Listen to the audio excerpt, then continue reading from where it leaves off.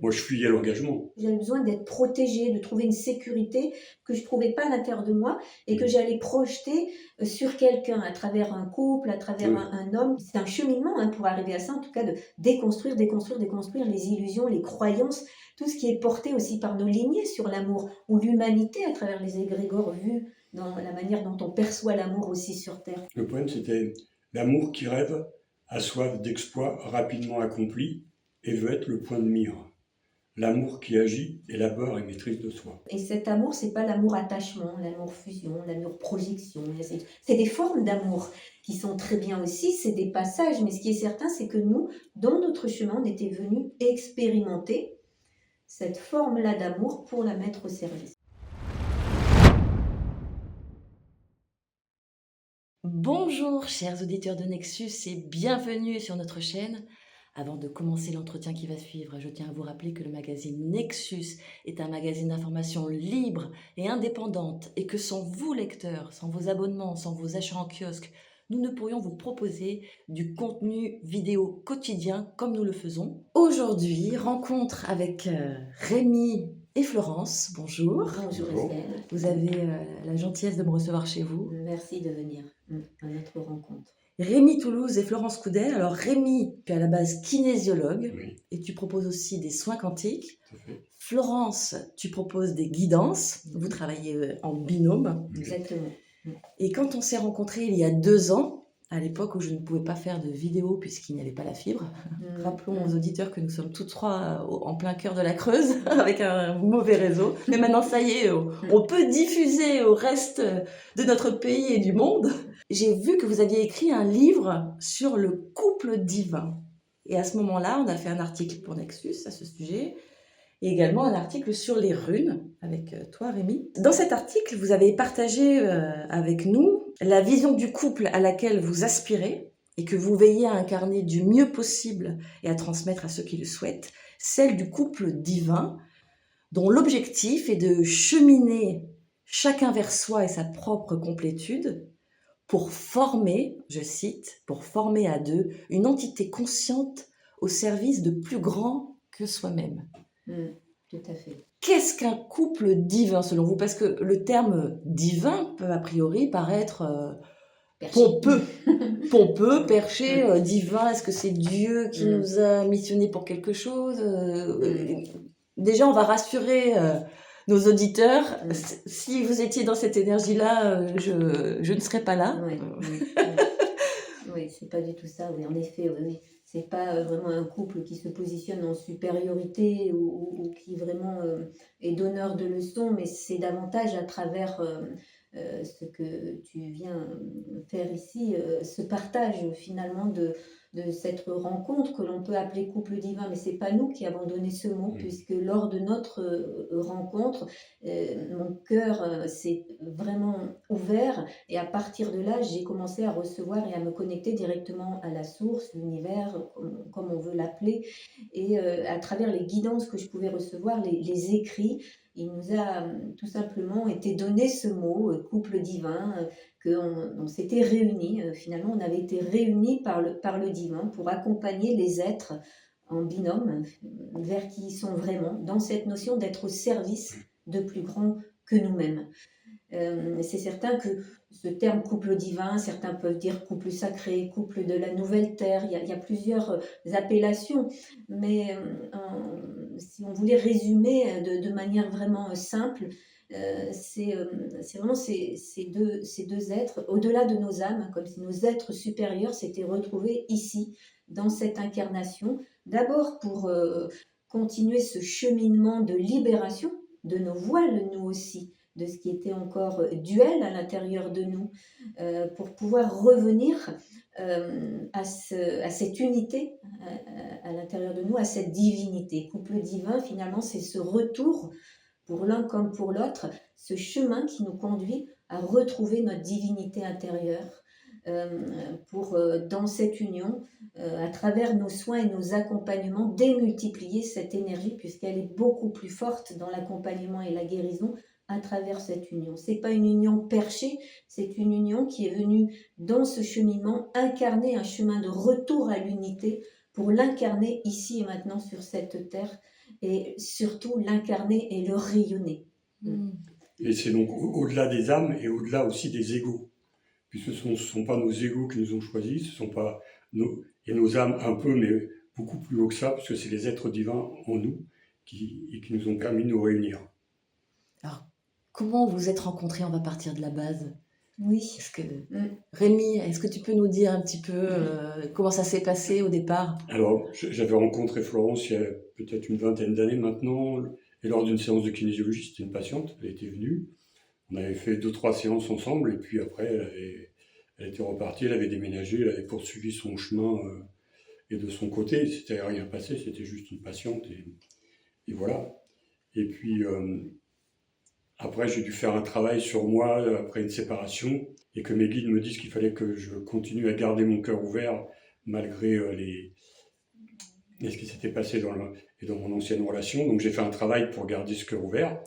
Et quand le cœur il a été ouvert, les guides ils m'ont dit qu'il fallait que j'envoie un message parce que quelqu'un m'attendait. Et c'est là que c'est pas vraiment moi qui ai choisi. J'ai pas choisi elle est blonde, elle est belle, elle a une belle voiture ou je sais pas quoi, comme pourrait choisir des fois des critères de sélection. Là il n'y avait pas de critères de sélection. Donc j'ai envoyé un message de mon cœur et j'ai vraiment senti une vibration partir. Et là, ils m'ont dit, c'est très bien, tu attends maintenant, enfin tu attends, t'attends même pas, parce que justement, il faut complètement être dans le lâcher-prise, et tu laisses faire et tu verras. Quelle phrase tu as prononcée à ce moment-là dans ta demande? Alors j'ai demandé, j'attire à moi la personne qui me correspond le mieux sur tous les plans. Et j'ai laissé cette vibration partir. Une fois que c'est parti, je m'en suis plus occupé. Et donc j'ai continué ma vie, mes activités sans trop y penser. Et puis Florence, de son côté, qui était et dans son couple, ça allait plus trop. Tu nous racontes, Florence? Oui, et bien justement, moi j'étais restée donc en couple pendant 25 ans avec un agrégé de physique justement. Et là, j'étais dans une union un petit peu victime-sauveur, enfin, en ce sens que moi, j'étais toujours pas bien, j'étais toujours malade et pourtant il y avait tout l'environnement pour être bien. C'est-à-dire que c'était un homme qui cherchait tout le temps à ce que je sois heureuse et il n'arrivait à être heureux que si je l'étais. Et moi, malgré tous mes efforts, je n'y parvenais pas. C'était comme une grande culpabilité finalement d'être avec quelqu'un et de sentir que il ne peut être heureux que si je le suis. Et n'y arrivant pas, j'avais l'impression finalement qu'il était malheureux à cause de moi et surtout que, vu de l'extérieur, il n'y avait aucune raison de ne pas être pleinement heureuse puisque je ne manquais de rien et dans cette forme d'amour, j'étais choyée véritablement. Et il est certain qu'au bout de 25 ans, eh bien moi, au cours de ces 25 ans et depuis que j'étais petite, j'entendais déjà moi les personnes décédées, j'avais beaucoup cet appel-là à autre chose. Je lisais des livres un petit peu sur l'au-delà, ça m'attirait beaucoup. C'était une fuite un peu de cette réalité. Mais j'étais aussi beaucoup dans les peurs, dans l'ego, dans plein de choses en fait qui me tourmentaient comme ça et des douleurs physiques permanentes avec une fatigue invalidante.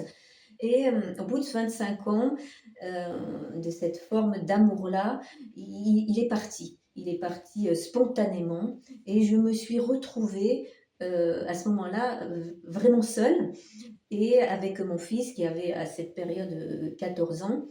Et là, je me suis rendu compte que je ne savais pas m'appuyer sur moi-même parce que pendant 25 ans, je m'étais appuyée finalement sur lui et en me choyant comme ça, je n'avais pas appris à être moi-même.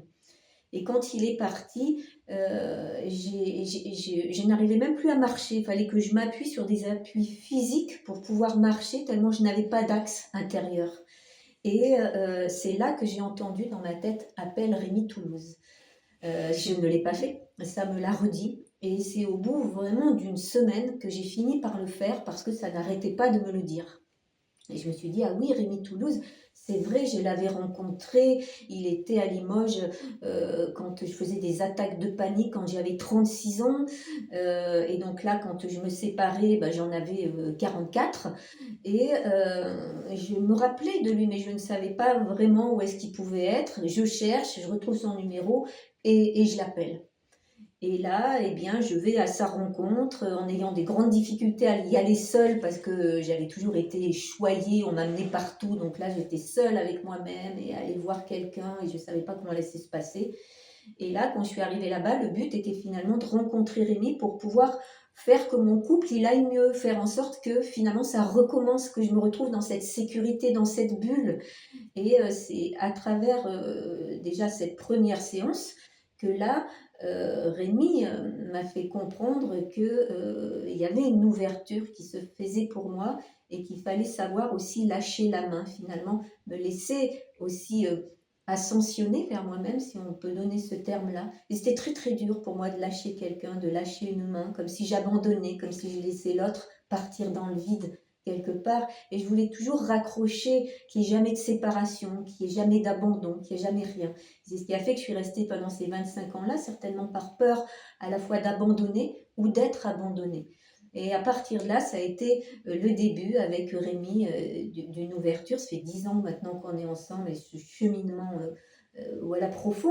On accède aujourd'hui à beaucoup de paix et d'amour l'un pour l'autre dans une profondeur de cœur, hein, pas dans des vides affectifs. On pourra en reparler de ça. C'est un gros cheminement de sortir de l'illusion que j'avais de l'amour pour entrer finalement dans l'amour, mais l'amour vibratoire. Le cœur vibral, pas le cœur affectif, pas le cœur qui a peur d'être quitté, peur d'abandonner, qui retient, qui est dans l'attachement, qui est dans les vides et finalement et qui à travers les rencontres, à travers ces appels amoureux qui avaient été le mien ou d'autres personnes que j'avais pu attirer, j'attirais toujours ce schéma d'homme qui voulait me protéger, qui voulait faire en sorte que voilà, je sois dans un cocon protecteur, c'est toujours ce schéma-là et il revenait sans cesse, mais avec Rémi ça a été une toute autre histoire. Alors Rémi, au moment où Florence te contacte, vous vous voyez, et là comment ça se passe? Au moment où tu la vois, qu'est-ce que tu ressens? Déjà, j'ai commencé à voir des lumières autour d'elle. Donc je me suis dit qu'il y avait des archanges qui étaient en train de se balader par là, autour d'elle, et, bon, et c'était quand même des signes. Et puis donc, eh bien, il y a eu un rapprochement, et puis au fur et à mesure, elle s'est mise à canaliser. Et puis je lui ai aussi appris, elle a voulu s'appuyer sur moi comme elle s'appuyait sur son mari. Moi, je l'ai attrapé, je lui ai dit, écoute, il y a un axe en toi, il va falloir que tu t'appuies dessus, parce que moi, tu peux pas t'appuyer sur moi. Si tu t'appuies sur moi et que moi je m'écroule, toi tu t'écroules aussi, donc c'est pas possible, c'est pas comme ça que ça se passe, c'est autrement. Et elle avait d'autres attentes par rapport à ça, ça la mettait un petit peu en Réactivité. réactivité, en disant qu'est-ce que c'est que cet amour où il me porte pas, ou tout ça. Son mari avait l'habitude d'aller lui faire le plein. Moi je lui dis, si tu veux partir un jour, il faut que tu saches faire le plein, sinon ça va pas être possible. Et c'est vrai que ça paraît anodin cette histoire de plein, mais au-delà de ça, si tu veux, quand tu es coucouné comme ça, on te fait tout, eh bien, quand vraiment il est parti et que j'avais 44 ans, hein, quand cette séparation s'est faite, ce que je redoutais le plus finalement, la séparation, c'était pour moi quelque chose de très difficile, eh bien, je ne savais pas faire mon plein. Non, mais ça peut paraître anodin qu'à 44 ans. Eh bien, quand il m'a fallu aller voir Rémi, eh bien, c'était toutes des nouveautés finalement de moi avec moi, commencer à faire des choses de moi toute seule. Mais c'était très très dur les choses de les faire toute seule quand tu as l'habitude de t'appuyer tout le temps sur quelqu'un. Et c'est vrai que ce cheminement aujourd'hui... Il fallait qu'elle fasse le plein en elle aussi. Eh ben oui, avant... Et le plein d'énergie en elle, tout rassembler et son énergie, parce qu'elle était dans le vide. Et donc voilà, il a fallu apprendre à faire le plein. Et ce qui est certain, au propre comme au figuré. Oui, c'est qu'aussi, il le rappelait aussi Rémi, il y avait eu une première connexion l'un à l'autre, 10 ans avant ça, hein, avant que vraiment on soit ensemble là, où moi je faisais des attaques de panique parce que je me demandais qu'est-ce que je faisais sur cette terre à tourner en rond dans l'univers. C'était insupportable pour moi et j'avais envie de sauter de la terre, j'étais claustrophobe d'être sur la terre, j'étais pas bien. Et donc ces attaques de panique me font chercher comment je peux me sortir de là. Et à cette période, il y avait des petites annonces, des journaux, je tombe sur une annonce d'un kinésiologue, je ne savais pas qu'est-ce qu'était la kinésiologie, mais j'y vais. Et je vais à la rencontre finalement de Rémi quand il ouvre la porte. Très grand comme ça, très impressionnant. Je me suis dit, oula, où est-ce que je suis tombée? Bon, je rentre et là, j'étais vraiment en tremblement, j'étais vraiment très très mal. Il me fait un soin de kinésiologie et là, je suis projetée dans la source. C'est-à-dire qu'à partir de là, dans ce soin-là, je traverse un pont, je m'en souviens tout le temps, ça s'est vraiment ancré à l'intérieur et je ressens la vibration de la source. Et ensuite, à ce moment-là, je dis, je suis la source, je n'ai plus peur de la mort. Ça ne sort pas de mon mental, ça sort vraiment de l'espace qui sait à l'intérieur de moi. Et il est certain que je reste là quelques minutes dans cette vibration source.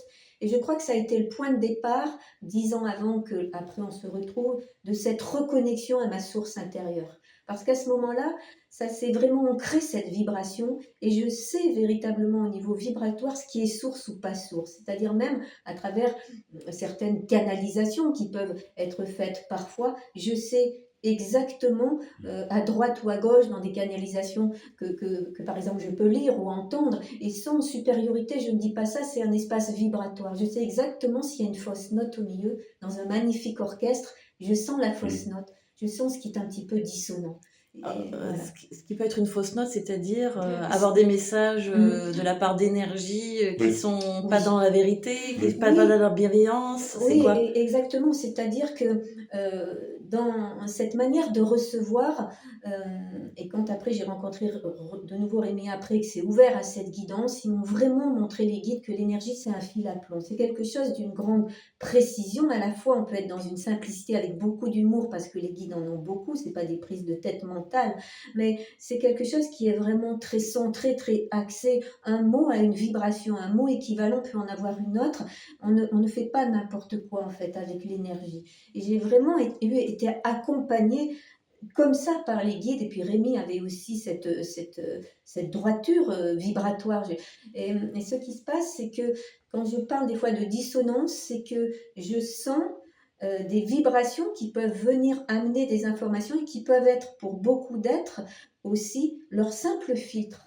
C'est-à-dire le filtre, nos filtres qui sont nos mémoires karmiques, nos voiles. C'est-à-dire qu'en fait, c'est comme ça qu'ils m'ont montré, c'est comme si tous on est un magnifique phare, tu vois, un phare dans l'océan avec cette lumière magnifique. On a chacun une couleur, c'est-à-dire on a notre dame, donc chaque phare a une couleur.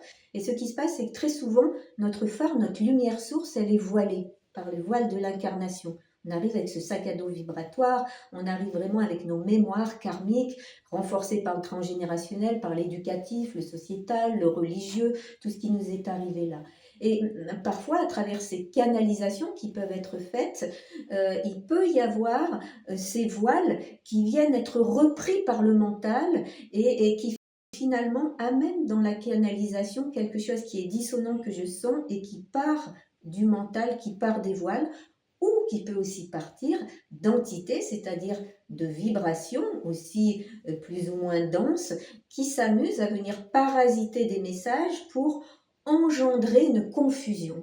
Et c'est là que je mets vraiment en garde, c'est-à-dire que chaque message, pour tout un chacun, quand il va recevoir un message, soit pour lui-même parce que la personne canalise avec lui-même ou qu'elle va se rendre à quelque part, dès qu'il y a une canalisation qui est donnée, et qu'à l'intérieur de soi, il y a quelque chose qui se ferme, il y a quelque chose où il y a une confusion qui s'installe, un mal-être, presque une peur.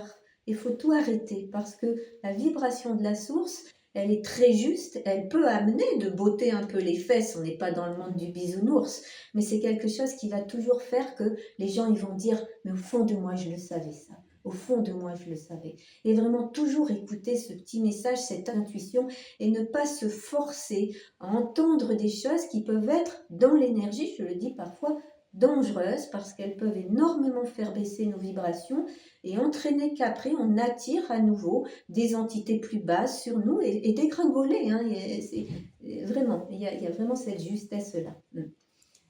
Alors justement, au départ, au moment où vous vous rencontrez après, où vous re-rencontrez 10 ans plus tard, là, tu avais plein de voiles, Florence. Est-ce que tu peux nous dire, Rémi, ce que Florence a dû traverser à ce moment-là? Et d'ailleurs, toi-même, est-ce que tu en avais? Parce que... Oui, bien sûr. De quelle voile vous avez dû vous dépouiller? Eh ben, déjà au départ de notre rencontre, ce qui a été flagrant, c'est que moi, j'ai pris un peu son mal. Et j'ai commencé à nettoyer son mal. Elle a commencé à avoir beaucoup moins de symptômes par rapport à ce qu'elle avait avant. Donc j'ai surtout nettoyé son mal. Et puis, après, il s'est passé beaucoup de choses. Et, Il le nettoyait parce qu'il vomissait tout le temps. Pendant 3 mois, quand je suis arrivée auprès de Rémi, avec tous mes voiles aussi, en effet, il les nettoyait et il vomissait. Donc il me disait, en fait, je nettoie des choses de toi. Et moi, ça me mettait une grande culpabilité parce que je me disais, attends, il est malade à cause de moi, et ainsi de suite. Bon. Et ça a duré quand même quelques moments. On pourra détailler ces voiles, enfin, c'est ce que je portais précisément, mais ça a commencé comme ça. Oui, oui, oui. Et donc il a fallu faire tomber beaucoup de croyances qu'elle avait, autre chose. contrôle. Voilà, moi j'étais connecté depuis l'âge de 14 ans, donc, et je vivais donc, et dans ce monde, on va dire spirituel depuis longtemps. Donc de toute façon, je l'ai laissé prendre sa place, aussi bien au niveau de mes patients, elle avait des choses à dire, et je lui ai laissé venir prendre sa place, dire ce qu'elle avait à dire, parce que c'était juste. Voilà, c'est surtout ça là. Et quand on voit la source, et tout est juste. Et puis il y a beaucoup de choses qui sont passées. Elle s'est mise à se réveiller toutes les nuits, à canaliser des choses. Et moi, j'en avais l'habitude, j'ai vu que tout ce qu'elle disait, c'était juste. C'est des choses que moi j'avais vues, j'avais vécues. Et là, ils ont commencé à nous expliquer ce que c'était qu'un couple divin, qu'on ne s'était pas retrouvé pour rien, tout ça. Donc moi, c'est à travers elle que j'avais des explications sur ce que je savais depuis l'âge de 16 ans. Je savais depuis l'âge de 16 ans que je devais former un couple divin. Mais vu le couple de mes parents, je me suis dit, oh là là, quel travail, moi je serais pas prêt pour ça. Et ça a été compliqué, c'est venu sur le tard, c'est venu, voilà. Et d'ailleurs, justement, j'ai entendu dans un des entretiens que vous avez fait pour un autre média que à ce moment-là, toi, tu n'avais jamais réussi vraiment à construire un couple, que Oui. tu étais plutôt solitaire, indépendante, hein, c'est ça, avant de... Moi, je fuyais l'engagement.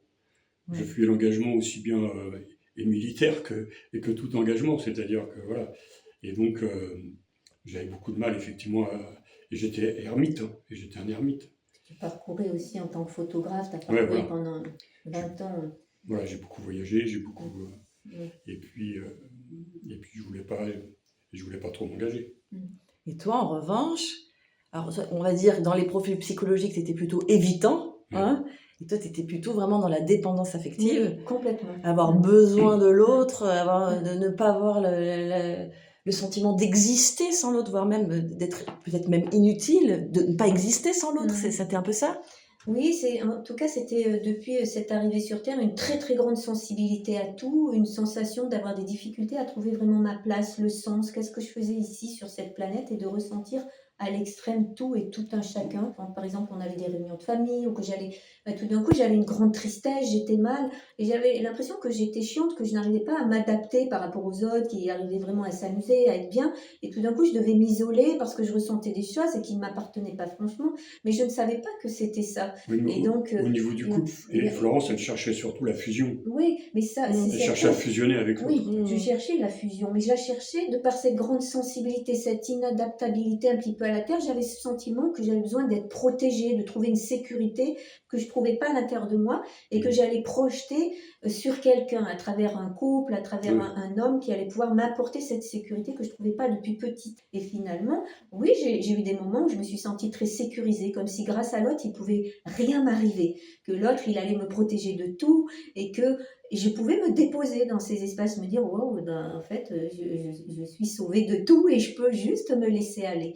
Et c'est certain que c'est tout ça qu'il a fallu sortir, décorseter, sortir de ces illusions de l'amour.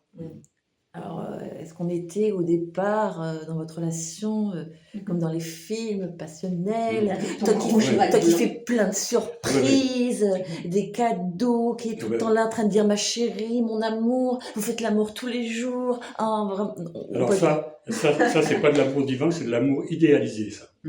Et donc il y en a beaucoup qui confondent amour divin et amour idéalisé. Ils croient que l'amour divin c'est de l'amour idéalisé, enfin que c'est un amour idéal. Oui, le Graal, tu vois, accéder à un certain Graal à travers le couple divin. Et c'est loin d'être ça, c'est loin d'être un long fleuve tranquille. Il y a beaucoup d'épreuves et d'étapes à franchir. Flo, au début, elle refusait un peu ce couple. Elle voulait reproduire son couple, bien que ça n'ait pas marché. Et elle voulait Elle voulait reproduire ce couple surtout. Exactement. Et t'es c'est partie ça. plusieurs fois, c'est ça? Ouais. Oui, oui, oui, oui, Tu c'est-à-dire peux qu'en raconter? effet, oui, j'avais l'habitude en effet d'un couple ou dans une surprotection et autres. Et quand j'ai rencontré Rémi, bah lui, il m'a amené davantage à trouver à l'intérieur de moi les ressources plutôt qu'à me border.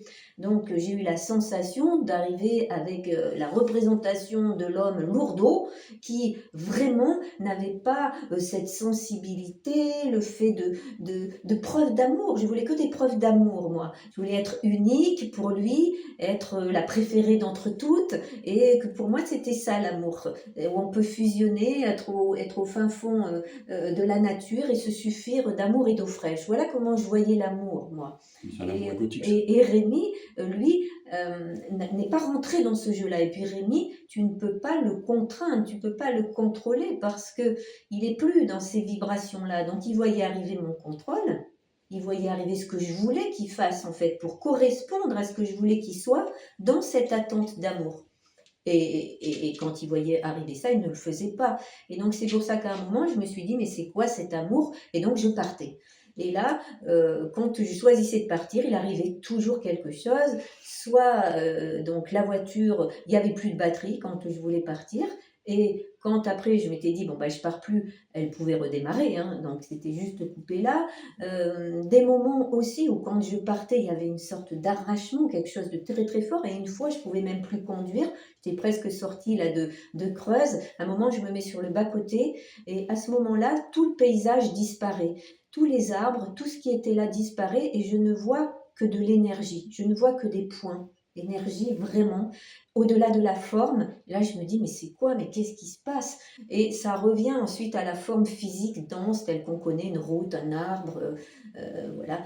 Donc des expériences comme ça que je vivais. Donc une dernière aussi où arrivé chez moi, parce que j'avais encore ma maison de campagne vers Clermont-Ferrand. Et là, à ce moment-là, je voulais plus. Je disais, bah non, moi je veux plus cet amour-là, ça ne me correspond pas. Je veux un amour très léger, je veux un amour très preuve d'amour, je veux un amour un peu idéalisé, comme tu dis, mais qui était ma représentation de l'amour. Et là, je m'allonge sur mon lit et il y a Une une mésange. mésange qui arrive et qui tape avec son bec sur la fenêtre. Et je l'entends, mais vraiment. Et je la vois. Et j'entends en même temps dans ma tête, appelle Rémi, appelle Rémi. Et je dis non, je l'appelle pas, je veux plus rien avoir avec Rémi, non, c'est plus, je veux plus cet amour, je veux plus rien. Et elle continue, et elle continue. Et elle a continué 4 heures, comme ça, vraiment, en vol comme ça, et à taper.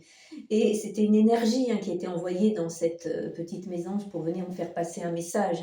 Mais je l'ai remercié par la suite. Bon, je l'avais payé la Il est- mésange. Oui, voilà, c'était ça. Et il est certain que quand j'ai compris le message, et ben justement, la mésange a pu arrêter de taper avec son bec quand j'ai appelé Rémi et elle est partie.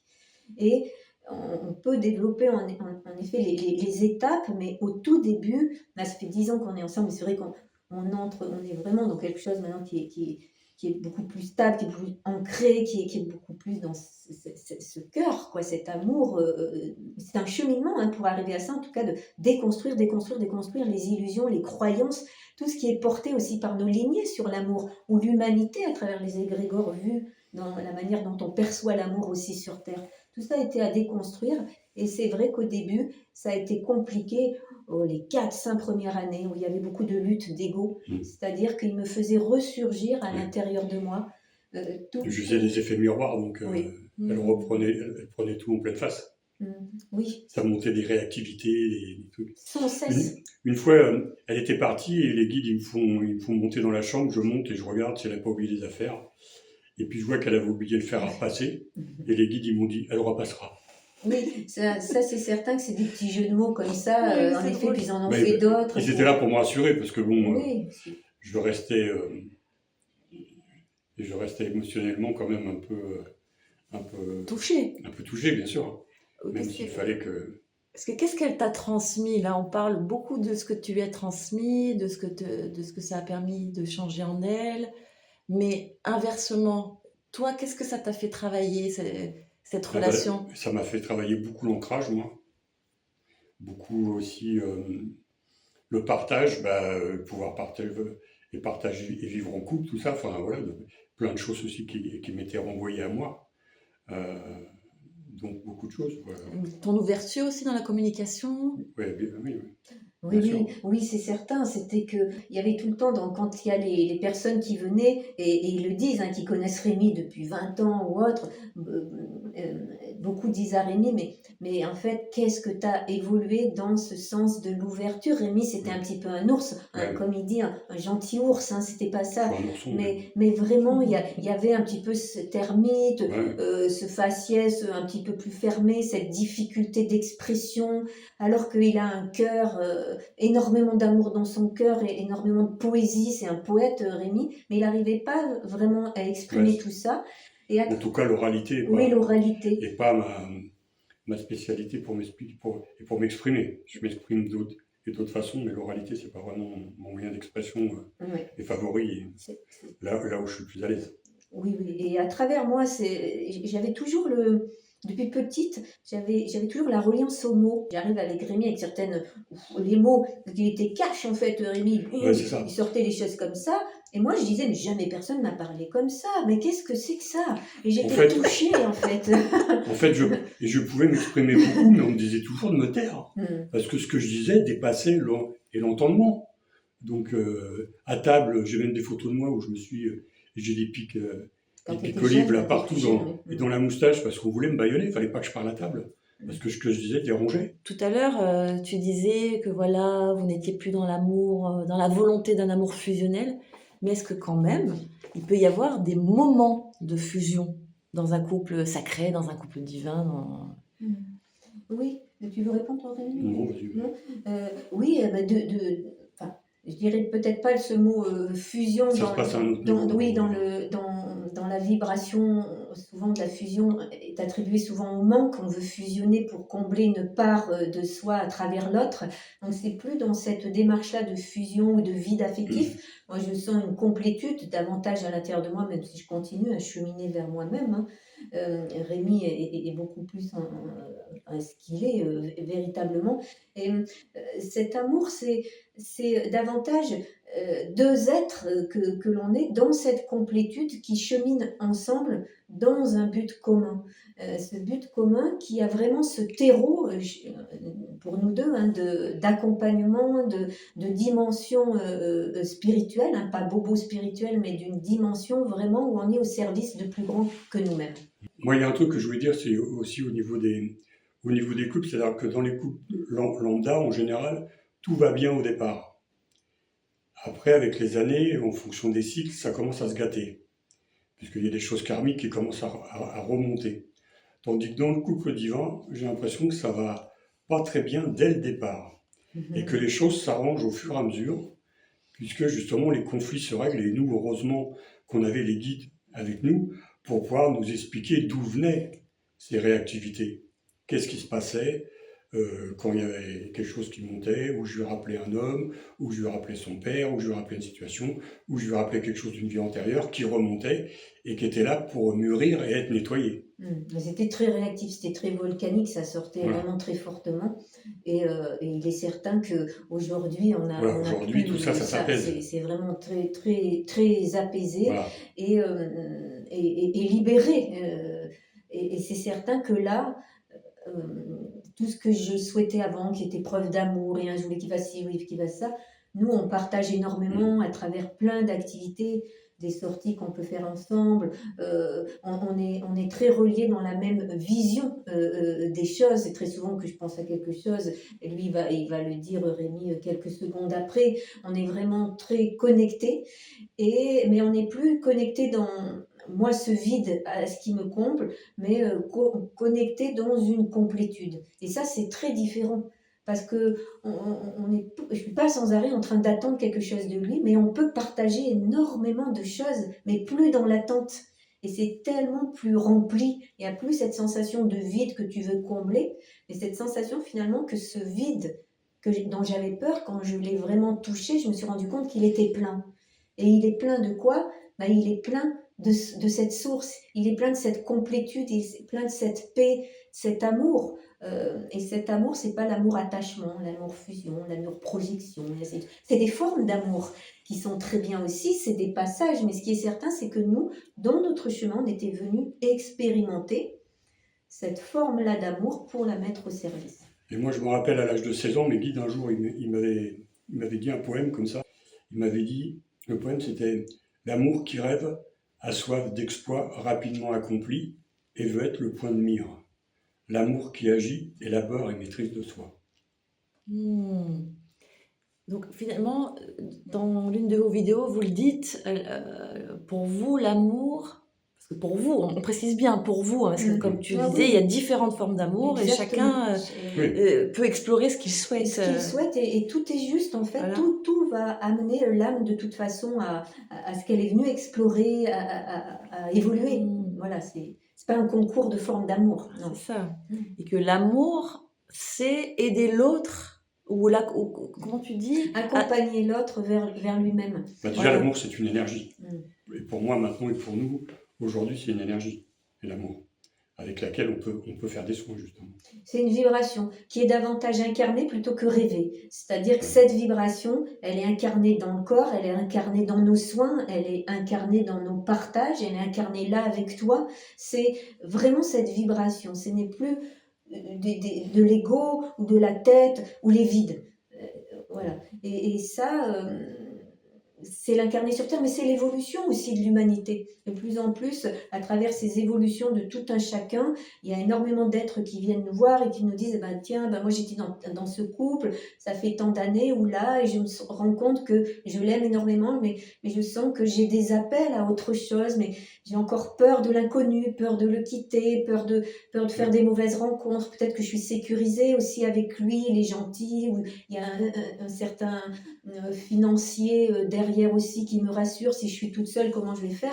Mais de plus en plus d'êtres viennent nous voir et disent mais j'ai un appel à autre chose. Alors certains pensent que cet appel d'un couple divin, c'est vraiment cette illusion de quelque chose de parfait, et là on peut très bien se séparer d'une relation, avoir une autre relation qui peut être ce qu'on appelle karmique, c'est tout simplement ces formes d'âmes sœurs. Il y a énormément d'âmes qu'on a rencontrées dans d'autres vies et qui viennent nous faire évoluer, et c'est vraiment des chemins aussi très très forts, ces chemins d'évolution à travers des âmes et des relations karmiques. Il n'y a rien qui est inférieur à l'autre. Mais parfois, dans ce chemin-là, en effet, il y a une révélation que de plus en plus d'êtres vont venir former ces formes de couple sacrés ou de la nouvelle terre, qui est simplement une évolution de l'amour et une incarnation de l'amour sur terre, davantage dans l'unité que dans la dualité. Et cette fréquence est extrêmement guérisseuse.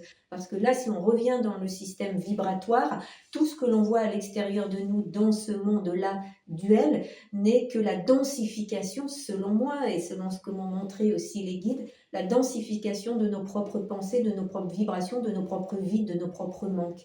Et plus on va aller vers ce chemin, cette divinité, cette unité à l'intérieur de nous, plus l'extérieur va pouvoir basculer dans cette vibration du 1 pour que l'on devienne finalement des êtres libres, créateurs, co-créateurs de notre vie et non plus soumis aux aléas de la vie.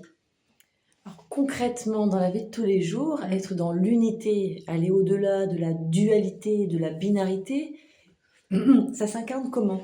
Oui. Dans une situation quotidienne, vous avez un exemple ? Ça peut être très basique. Hein ? Oui, et ben ça s'incarne très simplement. Parce que finalement, au cours de ces années, moi et encore je dis sur un cheminement, hein, voilà, mais ce que je dis, c'est vraiment du vécu depuis ces 10 ans-là. C'est-à-dire que j'étais beaucoup, tout le temps à projeter, interpréter, contrôler, être enfermée finalement dans cette tête et à ne pas m'abandonner à la vie. Ce que ça fait véritablement là, c'est que moi j'ai une joie profonde. Cette union m'a ramené finalement à cette joie, mais qui n'est pas une joie feinte, je saute partout. C'est une vibration source, même si je peux sauter partout quand je suis contente, mais c'est une vibration. Ce matin, elle l'a fait quand elle s'est levée. Oui, j'étais contente de ce qui allait se passer aussi là, et je l'ai exprimé, tu sais, à travers le corps. Mais sinon, cette joie, même, c'est pas une joie bénie oui, qui est, voilà, je suis dans mon petit monde et tout va bien, et puis j'ai conscience de ce qui se passe sur Terre, j'ai conscience de ce qui est là, mais j'ai surtout conscience aussi que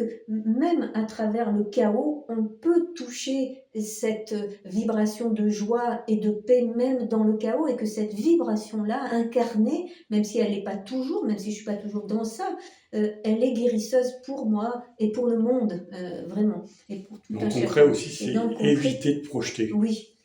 éviter de projeter des choses, voilà.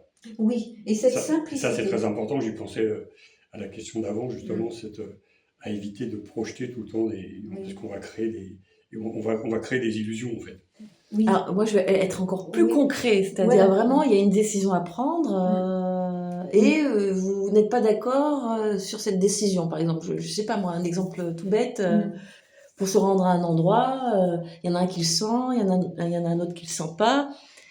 Comment vous faites pour trancher quand il y a des accords? Est-ce que finalement vous tranchez entre l'un ou l'autre, ou est-ce que vous allez, là je viens d'interviewer une personne sur la troisième voie, est-ce que finalement vous arrivez à faire ni l'un ni l'autre, mais aller vers quelque chose de nouveau, en plus de ces deux propositions? Comment vous faites? Enfin, après, je sais pas si... Non, la plupart du temps, alors c'est certain que la plupart du temps, on est relativement en adéquation.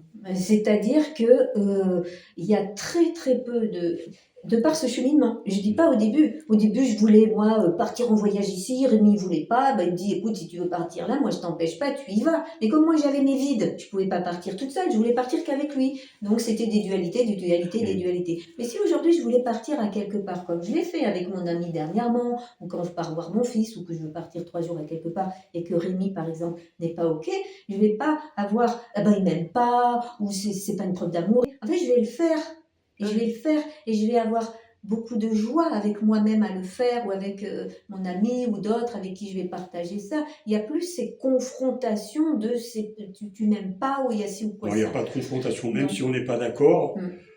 Au bout d'un moment, bon, au début on peut ne pas être d'accord, et puis arrive à un moment, bah, ça va se poser, enfin il va y avoir une réflexion intérieure qui va se faire, et donc ça va se... Il y a aussi, si en fait tu as des raisons sur ce truc-là, tu peux essayer mieux de le faire comme ça, ou on va finir par trouver un accord. Mais c'est assez rare, en général c'est assez juste tout de suite, et donc voilà. Sur plein de choses, même sur tout ce qu'on a pu créer là, même sur même les vibrations, ne serait-ce que des décorations, que tout. Il y a vraiment quelque chose qui est très similaire, et plus finalement, moi j'ai lâché beaucoup de voiles, plus je me rends compte à quel point on se ressemble. Alors qu'avant, je le prenais pour un ennemi, mon ego lui rentrait dedans, et plus je le découvre dans ce qu'il est véritablement. Et ça amène quelque chose qui est grand. Tu vois la vastitude de l'autre, tu la vois au-delà des projections de ton ego, des peurs, des vides, des manques, où tu limites l'autre à travers tes projections. Et soudainement, tu le vois dans ce qu'il est, et tu le vois dans son immensité. Non seulement tu le vois, mais tu le ressens et tu l'incarnes.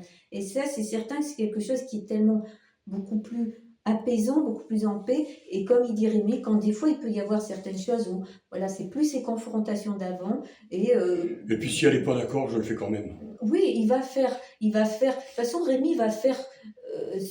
Mais quand même, on partage énormément. Il va beaucoup être à l'écoute de. Au début, pour la maison, effectivement, elle voulait pas trop. Elle voulait pas trop les travaux parce que ça la ramenait dans des projections d'avant où elle avait fait beaucoup de travaux, tout ça. C'était au début de notre rencontre. Elle n'avait pas envie de revivre ça. Donc moi, j'ai pas insisté. Je suis pas rentré en conflit avec elle, mais je me suis dit, je vais le faire quand même. Et même si elle veut pas, je vais pas trop l'impliquer, mais je vais le faire. Et maintenant, aujourd'hui, elle est bien contente que je l'ai fait. Elle est bien contente que ça soit fait. Oui, parce qu'il y avait cette donc, évolution. elle ne regrette pas. Mais c'est certain qu'au tout début, ce qu'il décrit, j'étais tellement dans mes peurs, peur de manquer, peur d'y arriver. Et ça l'angoissait, quoi. Peur de ce couple, peur tout, que les projections me faisaient énormément peur, et que moi, j'aurais rien fait à la base. Je serais restée statique. Et Rémi, il a continué de créer, d'avancer. Et après ce cheminement de 10 années, bien évidemment que là, dans les dernières années, tout ce qu'on a créé ensemble, on l'a créé vraiment en harmonie, et j'étais plus dans ces peurs. Mais au début, je freinais des cas de fer. Ah oui.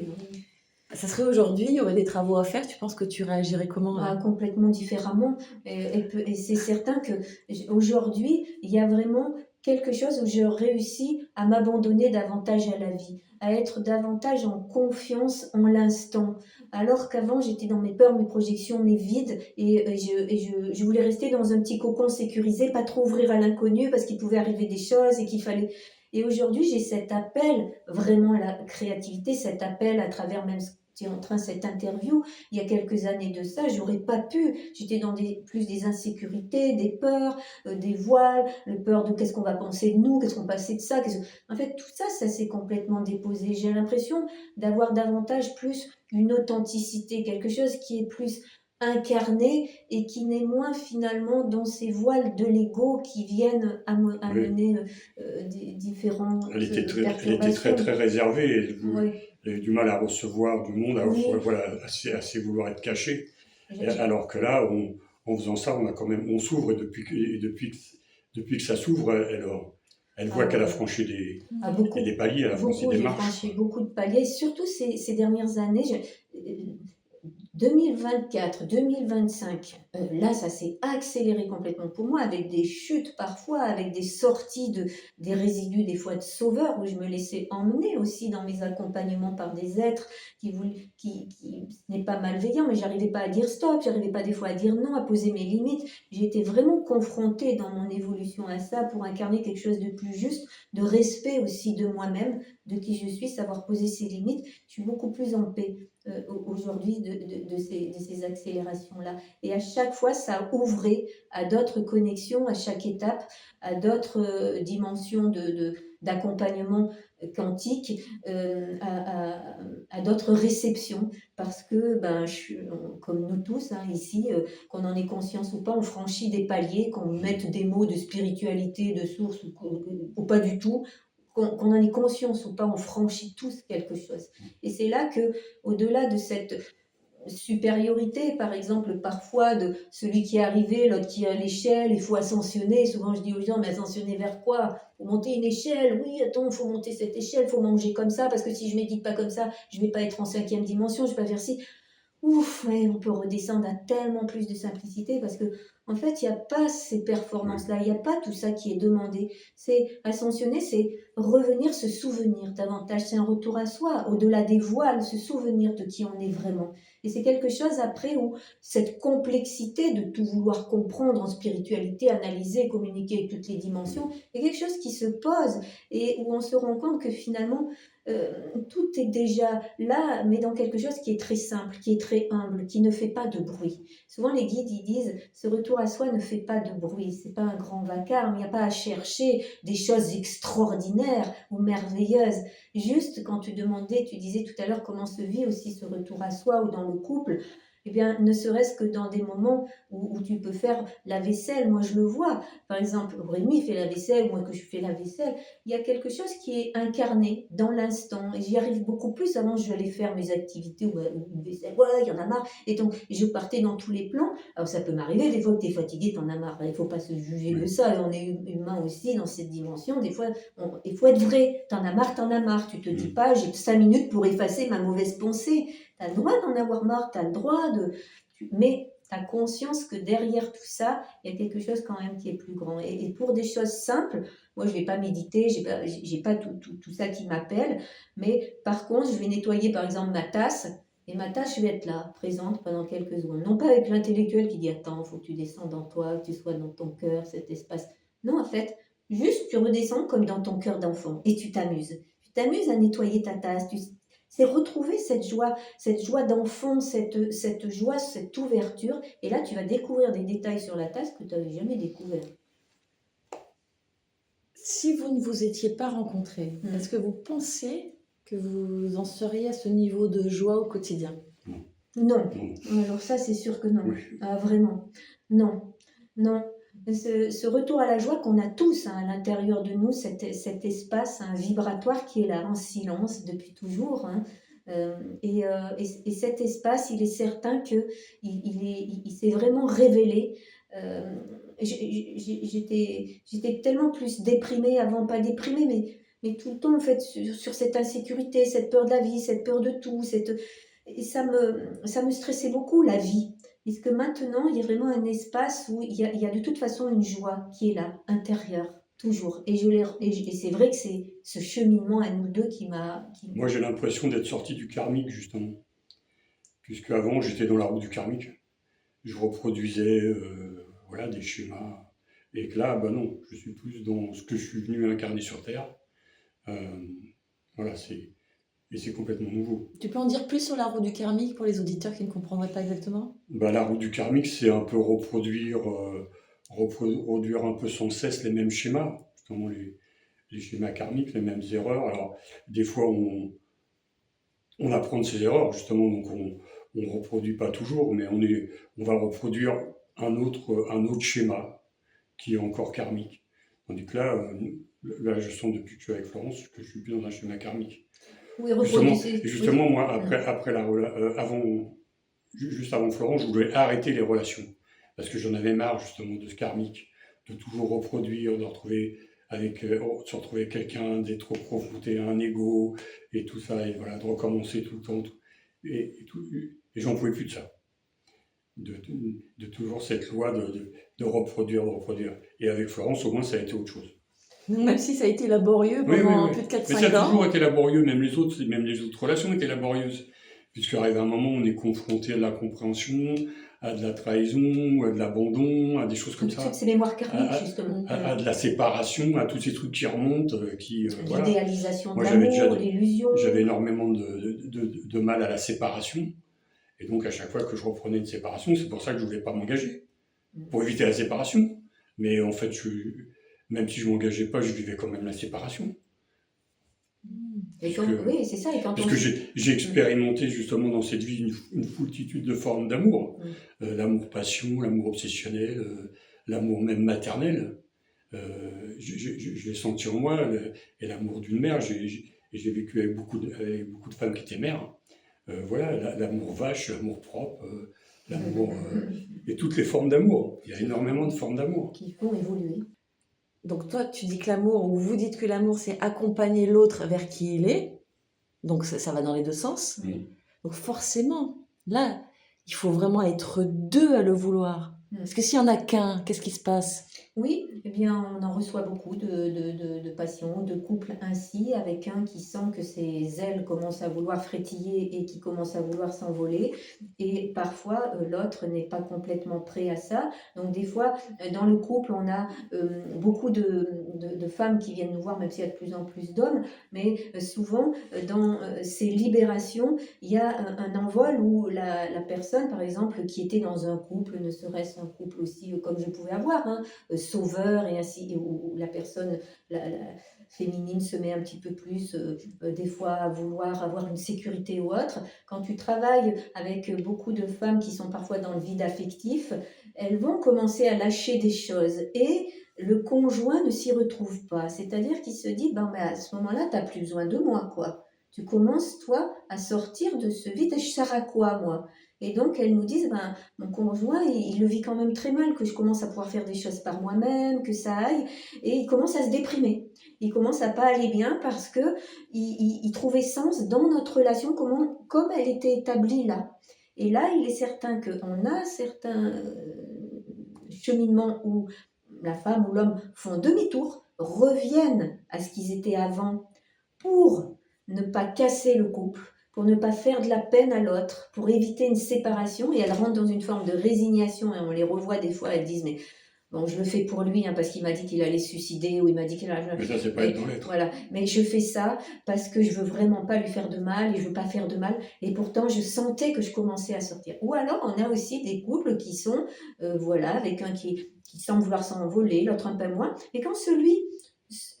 vit son envol vraiment et commence à l'incarner, ça fait un déclic pour l'autre. Et l'autre se dit, attends, mais finalement je vois qu'elle est mieux. Et est-ce que moi je pourrais pas aussi aller mieux? Et des fois on voit l'autre personne du couple qui va venir, et des couples qui travaillent ensemble et qui s'élèvent aussi ensemble comme ça. Alors il n'y a pas besoin que les deux viennent forcément, parce que des fois l'autre peut aussi s'élever à travers ses propres expériences ou aller voir d'autres personnes. Mais enfin il y a quand même quelque chose de cheminer un peu vers soi, qui est important. Et cheminer vers soi, et comme tu disais, pour les personnes qui sont seules et qui vivent seules, elles doivent déjà avoir un rapport avec leur couple à elles-mêmes.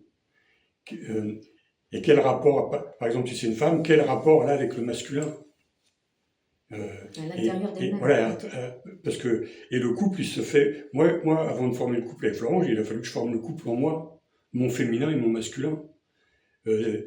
À ce que je n'en vole pas aux femmes, à ce que, voilà, il a fallu que je fasse un travail sur moi, et que Florence n'a pas eu besoin de faire, parce que, Voilà, parce que c'est autrement, c'est tout, c'est comme ça. Non, ben, Et- c'est passé dans l'expérience ce Ouais, travail, voilà. puisqu'en fait, il a représenté le masculin sur lequel j'ai tapé de tous les masculins de cette planète. Voilà, donc je suis arrivé, j'ai jusqu'à- fait le punching ball, en fait, Eh au oui, début. et jusqu'à ce que ça s'apaise à l'intérieur de moi, ces mémoires karmiques en lien avec le masculin, ou le masculin que j'ai pu incarner dans certaines distorsions, dans d'autres vies aussi.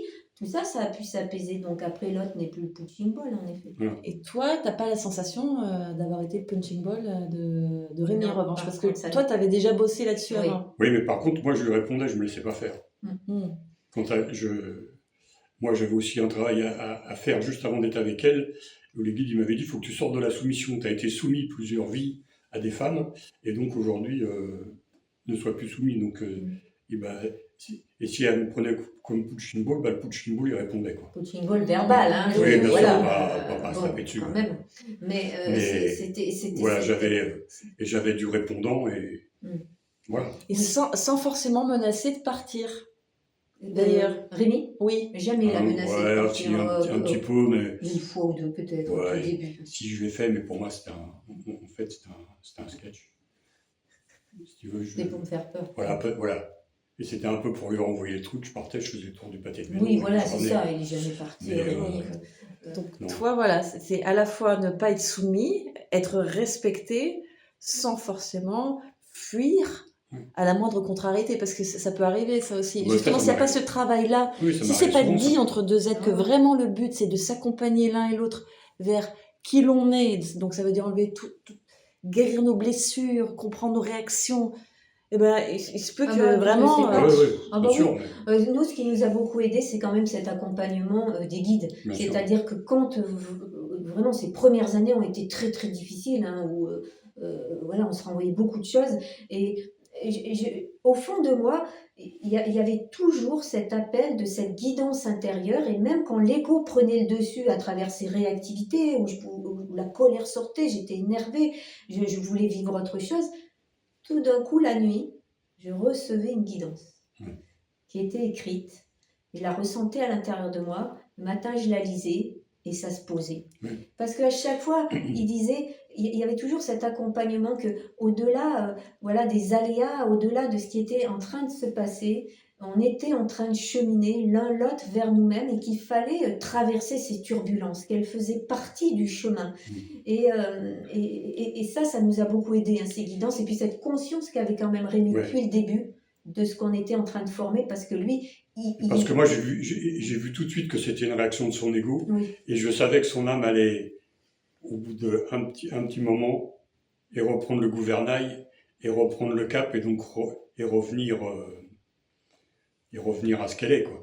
Et donc, et ça, j'avais une confiance, j'ai toujours eu confiance en ça. Enfin, j'ai confiance en elle, puisque son ego, c'est pas elle. Donc, son ego, il venait à buter, à me rentrer dedans, mais je savais qu'à un moment, ça serait aligné. Tout à l'heure, on parlait d'attachement, ce fameux attachement. Il y a des personnes vraiment qui ont du mal avec ce mot. Dès qu'on parle d'attachement, elles voient des cordes, des chaînes, alors que le lien peut être vraiment vécu autrement aussi. Est-ce qu'aujourd'hui, on peut dire que vous n'êtes pas attachés l'un à l'autre? Alors là, oui, c'est une très bonne question. Et là, je vais répondre avec cette évolution qui a été faite à l'intérieur de moi et cette guidance. Et les guides, ils me disaient tout le temps, et à partir de quel espace tu parles, à partir de quel espace tu vis à l'intérieur de toi. C'est-à-dire que ce mot attachement, il peut partir de différents espaces de nous-mêmes. S'il part du vide affectif, en effet, c'est quelque chose qui va davantage un petit peu, je l'ai vécu, entraîner des peurs de séparation, peur de perdre l'autre, peur de peut-être dire quelque chose et qui va faire que si on est vraiment nous-mêmes, peut-être que ça va s'arrêter. Donc on ne peut pas être vraiment nous-mêmes. Des fois à partir de cet espace-là, de cette vibration d'attachement à partir de l'affectif. Mais on peut parler d'attachement aussi à partir de cette fréquence d'amour, à partir du cœur, dans ce que l'on vit avec Rémi, parce qu'on est particulièrement attachés l'un à l'autre. Et on sait très bien et véritablement que si Rémi n'était plus là dans ma vie ou moi dans la sienne, il manquerait quelque chose, mais pas en termes de vide et de manque, mais en termes que finalement on s'est retrouvés pour vraiment accompagner et que nous deux, dans cet accompagnement, c'est quelque chose qui nous porte. Alors, si on devait être amené à ce qu'il arrive quelque chose à l'un et quelque chose à l'autre, bien, on a cette dimension que ben, je ne vais pas complètement m'écrouler comme ça aurait été le cas si j'étais dépendante affective, mais on ne peut pas dire que ça ne nous fera rien. Oui, On traversera quand même une douleur. moi, je dirais pas le mot attaché, je dirais le mot inséparable. Oui, c'est certain. Ah oui, alors c'est encore limite plus fort. Oui, Oui, oui. Ou relier, est-ce que relier, ça vous oui, parle? bien sûr. Oui, Bien oui, sûr. on est profondément reliés dans cet espace-là vibratoire, mais pas dans l'espace du vide, mais ça oui. Et ça, je sais depuis le début, et qu'on est inséparables. Et c'est pour ça que quand elle s'en va, je sais toujours qu'elle va revenir, puisque Quand je m'en allais. et quand elle s'en allait, j'avais toujours confiance à ce qu'elle allait revenir, comme les guides qui m'avaient dit la blague, elle repassera. Et ben, de toute façon, elle reviendra, Oui, oui. puisqu'elle sera toujours. Voilà, il y a un équilibre qui s'est fait. Et, et l'équilibre, c'est quelque chose de précaire. On est dans l'équilibre, mais on peut vite. Et la vie aujourd'hui, elle va vite te déséquilibrer. Hein. La vie, la société qui est autour de nous, elle est là pour te déséquilibrer. Et l'équilibre, c'est toujours précaire. Et on a un équilibre tous les deux. Et... Oui, cet équilibre à partir de nos êtres vraiment supérieurs, à partir de ces divinités intérieures, il y a vraiment quelque chose qui est construit quand même dans les... Voilà. Et alors que dans ce chemin, beaucoup ont voulu nous séparer. Oui. Moi, il y avait des fois où j'étais confrontée, ou quand je me barrais, j'ai téléphoné à des voyantes, par exemple. Et là, oui, il y a de la toxicité, il y a ci, il y a ça. Combien de fois j'ai entendu ça? Et heureusement que les guides me ramenaient à l'équilibre. Heureusement qu'il y avait mon âme qui me ramenait sur le chemin où je me sentais appelée et je sentais que, bah oui, finalement, ce qu'on me disait en face, c'était ce que l'ego voulait entendre. Et un jour, par rapport à ça, j'ai même dit à une personne, c'est qui te parle là? C'est dans la dimension de mon ego qui, là où il en est, veut une séparation parce qu'il envisage autre chose, ou est-ce que la médiumnité que tu me fais est à partir vraiment de mon âme ou plus haut que mon âme? Elle n'a pas su me répondre, mais à plusieurs reprises il y a eu ça. Ben, bien sûr que si tu vas voir quelqu'un, que tu es dans un espace vibratoire de toi-même qui est souffrant, tu as un futur à ça. Tu as une ligne de temps qui correspond à ça, donc c'est assez basique, tu peux dire un futur sur ça. Celui que la personne, elle libère des voiles, elle s'élève vibratoirement. Tu as un autre champ des possibles, tu as d'autres fréquences. C'est pour ça que même ceux qui viennent me voir et qui me disent « Est-ce que demain, il faut que je tourne à droite ou à gauche parce que je vais rencontrer celui que j'aime ?»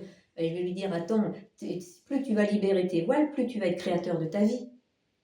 Être des êtres humains, droits, debout, libres, et non pas dans l'attente de quelque chose qui va se passer, mais qui peut se passer inéluctablement si vibratoirement on reste enchaîné, justement. » Alors, vous accompagnez des personnes, des personnes qui aspirent à former ce couple divin, ce couple sacré. Ou pas, il n'y a pas que des gens comme ça. Hein, oui. Oui, alors vous faites différents types de sessions, mais vous pouvez proposer ça à des gens, c'est ça?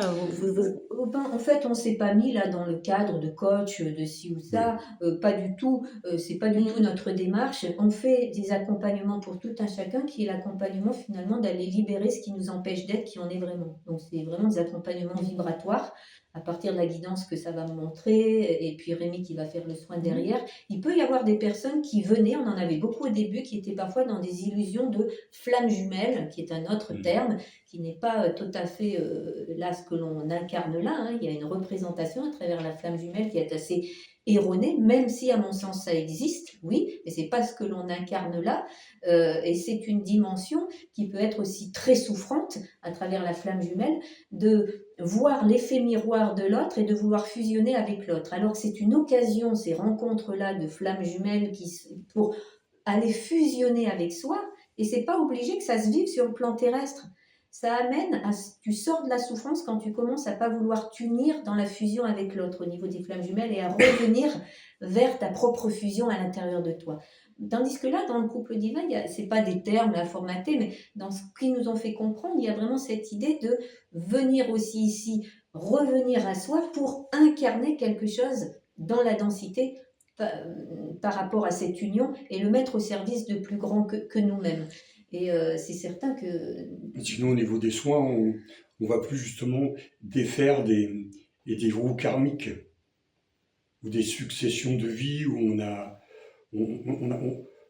on suit des schémas qui nous éloignent de nous, en fait, puisqu'on a été formaté ou par la société, ou par la religion, ou par plein de choses, où on porte des mémoires, des émotions qui ne nous appartiennent pas, qui appartiennent à nos descendants, des choses comme ça. Donc dans les soins, on fait beaucoup plus de choses et de libération et de ces mémoires-là, Oui, exactement. plus que de reconnexion au couple divin. Oui, parce qu'il faut le dire, là, vraiment, on l'a déjà évoqué à plusieurs reprises, mais là, donc le fait de vous être rapprochés, vraiment d'abord traverser toutes ces épreuves, ces tempêtes, ces chaos, ces remises en question, ça vous a vraiment donc rapprochés, reliés davantage.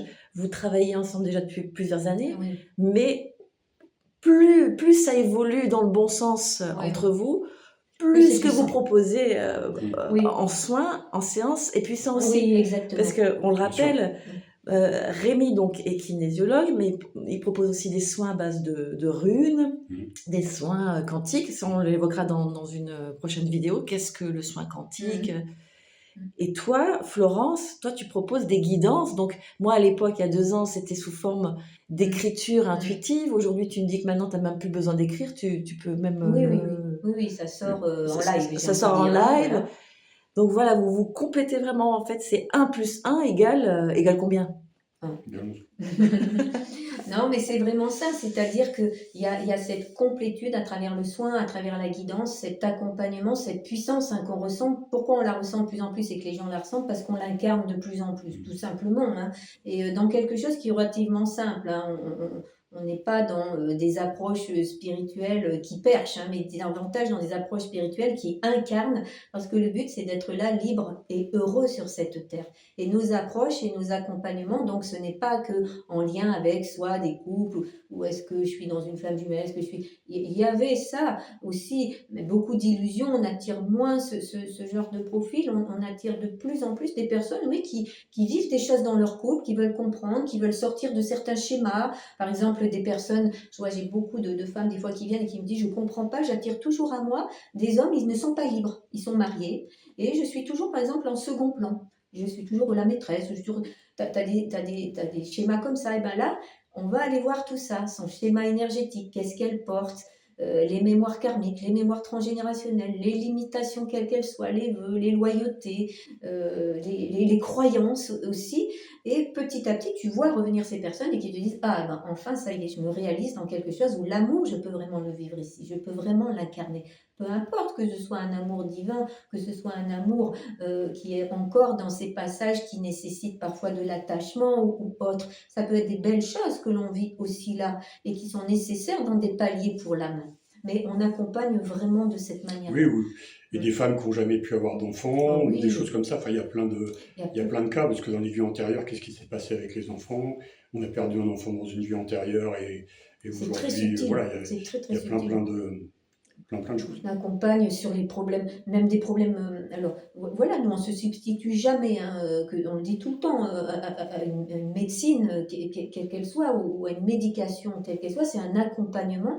Et cet accompagnement peut se faire sur des maux physiques, sur des problèmes de peau, sur des douleurs, sur plein de limitations que le corps physique exprime, les limitations émotionnelles, les schémas qui sont récurrents, où la personne se dit mais je sors de ça et ça y est, ça recommence, je repars dans un même mouvement. C'est ça la loi karmique. Cette roue karmique. Oui. Parce que la base de la base, et on y viendra quand on développera le soin quantique, c'est qu'on attire ce qu'on vibre et on crée notre réalité à partir de nos vibrations. Donc pour pouvoir aussi changer notre réalité, encore faut-il que ces vibrations duelles, c'est-à-dire je revis encore la trahison, je revis encore l'abandon, je revis encore ces vibrations duelles, elles soient ramenées à l'unité de la source à l'intérieur de nous. Et ça, c'est vraiment ce champ quantique qu'on développe de plus en plus et qui prend de l'ampleur au cours des années et de notre incarnation qui se fait de plus en plus libre et puissante ici, quoi, maintenant. Avant de nous quitter, est-ce que vous avez envie d'ajouter quelque chose là, qui vous vient spontanément? Qu'est-ce que vous aurez envie de dire à nos auditeurs qui nous écoutent? Bien, déjà merci d'être là, merci de ce partage, parce que c'est un partage, même qu'on ne les a pas là physiquement, en tout cas, on est tous en chemin, et comme disent les guides, souvent, ils me disent, soyons des ponts les uns pour les autres dans nos avancées. C'est vraiment comme ça qu'on voit les choses. On est une ronde, on est tous des maillons de la chaîne. Chaque maillon est utile. Chaque personne qui est là et qui peut regarder, elle est utile en ce monde. Elle a une place en ce monde. Et on est tous reliés comme ça, les uns aux autres, non pas dans une hiérarchie de supériorité ou d'être dit éveillé, mais véritablement dans un chemin conscient où chacun à son rythme chemine vers lui-même, qu'il en ait conscience ou pas. Alors vraiment, nous on a beaucoup d'amour pour pas un amour fin, pas un amour, mais tous ceux que l'on peut croiser à droite ou à gauche, ou qu'on peut voir ici, ou à travers les différents partages qui sont les nôtres. Souvent on disait avec Rémi, mais on les aime les gens, quoi. On les aime parce que tu te rends compte que finalement à travers, on a des gens d'autres pays aussi, de partout, il y a toujours cette même demande. Je veux être libre, je veux être qui je suis vraiment, je veux accéder à ça. Et tu te rends compte qu'on est tous dans ce même bateau et qu'on est tous en train de vouloir retrouver cet espace de liberté à l'intérieur de nous, ce créateur qu'on est et qu'on a juste un peu oublié. Voilà. Voilà, je vais rien rajouter. Donc finalement, on peut être libre et ensemble. Oui, on peut être libre Oui. et ensemble. Exactement. J'ai envie de terminer là-dessus. Oui. La liberté vient de l'engagement. Mm. C'est ce que j'ai appris en m'engageant. C'est très touchant. Oui, merci vraiment pour ce moment. Merci. Merci à Je vais tous. me donner ma petite larmichette avant de partir. Oui, merci. Merci à vous, Rémi, Florence. Merci, chers auditeurs, d'avoir suivi cet entretien. N'hésitez pas à écrire vos commentaires sous cette vidéo. Vous avez pu partager certains points, peut-être que vous n'en partagez pas d'autres. Peu importe. Partageons nos ressentis, créons des ponts, comme l'a dit Florence. Et puis, à très bientôt pour de prochaines vidéos. N'oubliez pas que le magazine Nexus, c'est un magazine d'information libre et indépendante, je l'ai déjà dit au début, et que grâce à vos abonnements, grâce à vos achats en kiosque, grâce à vos dons, nous pouvons enregistrer des contenus comme celui que vous venez de visionner. Merci infiniment.